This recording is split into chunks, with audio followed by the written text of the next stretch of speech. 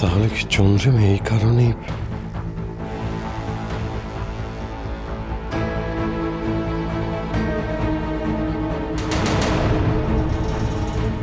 বাবা, হোম শেষ হলো তাহলে? আর্য, কোথায় যাচ্ছ? হাতে ওষুধ লাগাতে হবে তো। আমি ওষুধ লাগিয়ে নেবো মা, তুমি চিন্তা করো না। আরে চিন্তা করো মানে তুই উপরে যাচ্ছিস কেন? ফার্স্ট এড বক্স তো নিচে আছে। তাহলে কাকিমুনি, দাদাভাই যাক, ফার্স্ট এড বক্সটা নিয়ে আমি যাচ্ছি।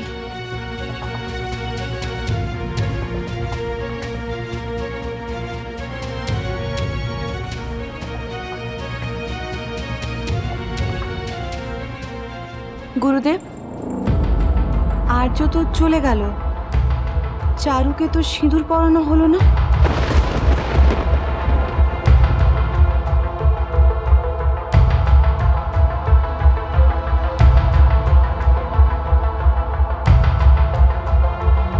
তুমি কি করছে? সুযোগ বুঝে কেটে পড়লে, আর আমি এখান থেকে তখন থেকে আগুনের সামনে দাঁড়িয়ে দাঁড়িয়ে গরমে পড়ছে যাচ্ছি কি না। আর্যর ভালোর জন্য। আশ্চর্য। তাই? তা আর্যর ভালো নাকি তোর আর আমার ভালো? আর কি ভালো আন্টি, আগুনটা তো উস্কে দিলে। এবার যদি আন্টি শুধু পড়া নিয়ে কিছু বলো তখন? আরে বাবা, পড়তে হলে পড়তে হবে। আর্যর বউ হবি অথচ ওর হাতে সিঁদুর পড়বি না, তা হয়? প্লিজ দেখ মিশমি, অনেকে অনেক কথা বলবে, সব কথা হয়তো গায়ে মাখতে নেই। এই যে গুরুদেব, উনি বলেছিলেন যে চারু আর আর্য নাকি রাজ্য লোক। এদিকে চারু তো মরে ভূত। দেখ মিশমি, বড় কিছু পাওয়ার জন্য লোক দেখানো কিছু কিছু জিনিস করতে হয়। এখন তো তোর কোটে বল, অলওয়েজ ভাববি যে যেটা হচ্ছে তোর ভাগ্যের চড়ে হচ্ছে। আর তাছাড়া গুরুদেব তো তোকে ভালো সার্টিফিকেট দিয়ে দিয়েছে, সেটাকে এনকারেজ কর। কিন্তু কিন্তু কি করে আন্টি?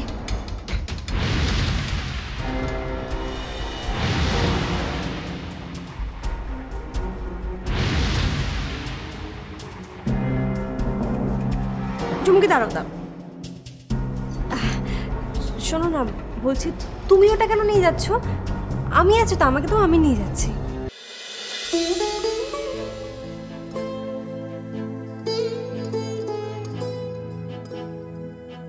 আমি যখনই ভেঙে পড়েছি, কষ্ট পেয়েছি, আমার মনে হয়েছে তুমি বোধহয় আমার সাথে নেই ঠাকুর। কিন্তু না, আজ তুমি আমায় আবার প্রমাণ করে দিলে তুমি আমার পাশে, আমার শক্তি হয়ে আছো। তুমি এইভাবেই আমার সাথে থেকো ঠাকুর। আজ শুধু তুমি ওনাকে রক্ষা করোনি, আমার মনস্কামনাও পূর্ণ করেছো। সে তো করবেই। তুমি যে মন প্রাণ দিয়ে ঈশ্বরের কাছে দাদাভাইয়ের প্রাণ ভিক্ষা চেয়েছিলে, তোমার ডাকে সাড়া না দিয়ে ঈশ্বর কি থাকতে পারেন? মা বলে ভক্ত যেমন তার ঈশ্বরের খোঁজে থাকে, তেমন ভগবানও তেমনি তার একজন সত্যিকারে ভক্তের খোঁজে থাকে। তুমি হলে সেই জন, ভগবানের একজন খাঁটি ভক্ত।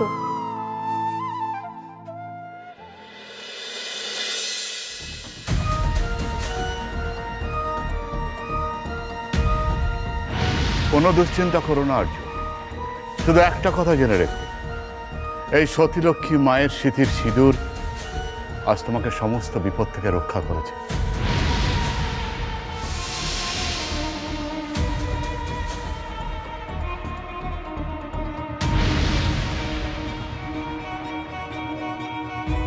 আপনার মাথাটা একটু পরিষ্কার করে নিন। না থাক,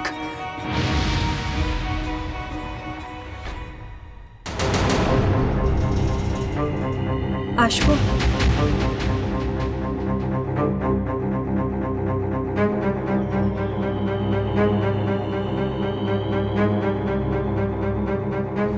আচ্ছা, আপনি সবসময় এরকম আমাদের চিন্তায় ফেলে কেন চলে যান বলুন তো? আপনার কি মনে হয় না যে আপনার ভালো মন্দ নিয়ে আপনার বাড়ির লোক চিন্তা করে?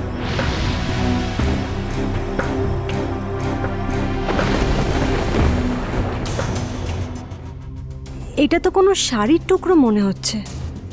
তাহলে আমি যা ভাবছিলাম সেটাই কি? আপনি কোথায় গিয়েছিলেন আজ?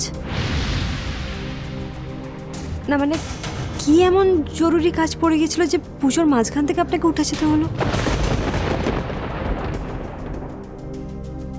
যাই হোক, হাতটা দিন। থাক, আপনি কিছু করতে হবে না।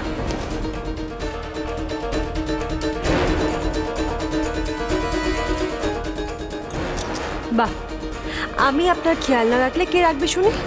অন্য কেউ।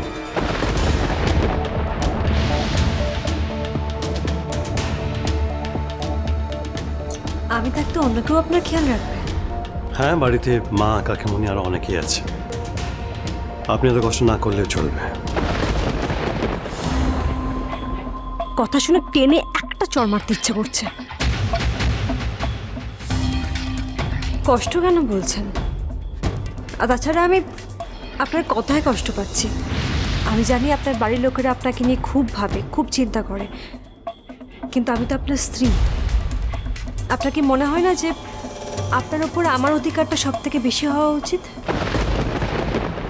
অধিকার? অধিকার তো ভালোবাসা থেকে জন্মায়। আপনি কি আমাকে ভালোবাসেন? বাসি তো, খুব ভালোবাসি। আপনি আপনি বুঝতে পারেন না সেটা? আপনাকে যদি ভালো নাই বাসতাম তাহলে সারা দিন উপোস করে আগুনের সামনে বসে আপনার জন্য আহুতি দিতাম। এগুলোর কি কোনো মূল্য নেই আপনার কাছে? আমি তো আপনাকে এত কষ্ট করতে বলিনি। ওমা, আপনার বলার জন্য আমি অপেক্ষা করব নাকি? আচ্ছা, আমারও তো ইচ্ছে করে আপনার জন্য কিছু করতে। আমি যদি ভুল কিছু করতাম তাহলে কি গুরুদেব সবার সামনে বলতেন যে আমি আপনার ভাড়া কাটিয়েছি, আপনার প্রাণ রক্ষা করেছি? তার যদি এই প্রতিদান হন তাহলে তাহলে সত্যি আমার কিছু বলার নেই। আচ্ছা বেশ, আপনার ইচ্ছেটা যদি সব কিছু হয় তাহলে এখন আপনার ইচ্ছেটা কি সেটা বলবেন? আমাকে একটু একা থাকতে দিন। ইস, কেস খেয়ে গেলাম পুরো। থু, কেন যেটা বলতে গেলাম আমি। না না বাবা, এখন এই সুযোগটা কাজে লাগাতে হবে।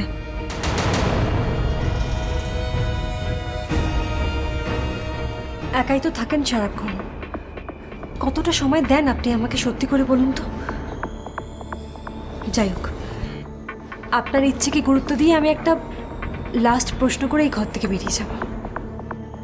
সত্যি করে বলুন, কোথায় গিয়েছিলেন আপনি? এটা আমাকে জিজ্ঞেস না করে আপনি উত্তরটা নিজে খুঁজে নিন। এই ব্যাপারে তো আপনি এক্সপার্ট, স্মার্ট বট। আমি জানি সেদিন আপনাকে আমি বাড়ির সকলের সামনে ওইভাবে বলেছি বলে আপনি খুব রেগে আছেন আমার ওপর। আচ্ছা, আপনি আমার উপর রেগে থেকে নিজেকে কষ্ট কেন দিচ্ছেন?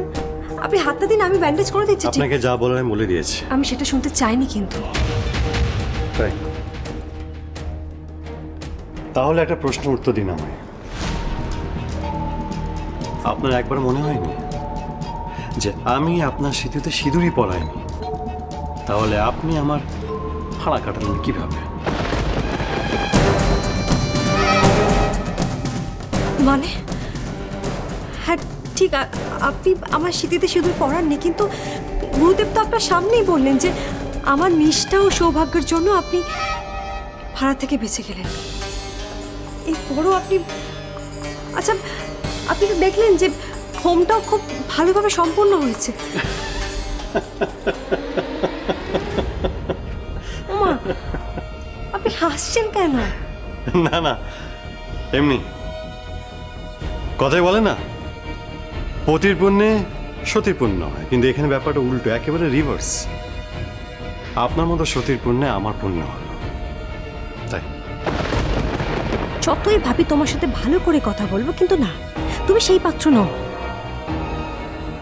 বেশ, আপনার যখন এতই সন্দেহ হচ্ছে আমার নিষ্ঠা আর সৌভাগ্য নেই, তাহলে আমি সত্যি আপনাকে আর কিছু বলতে চাই না।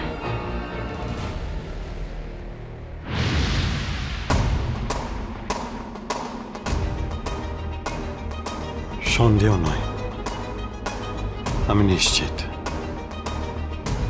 সত্যিকার ভাগ্যে যদি আমার ফাঁড়া কেটে থাকে তাহলে সেটা আপনি নন, সেটা চন্দ্রিমা।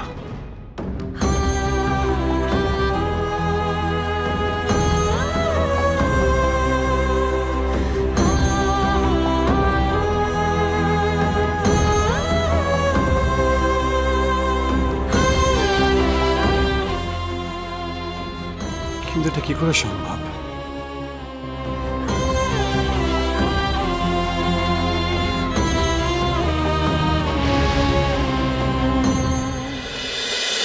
ঝিরে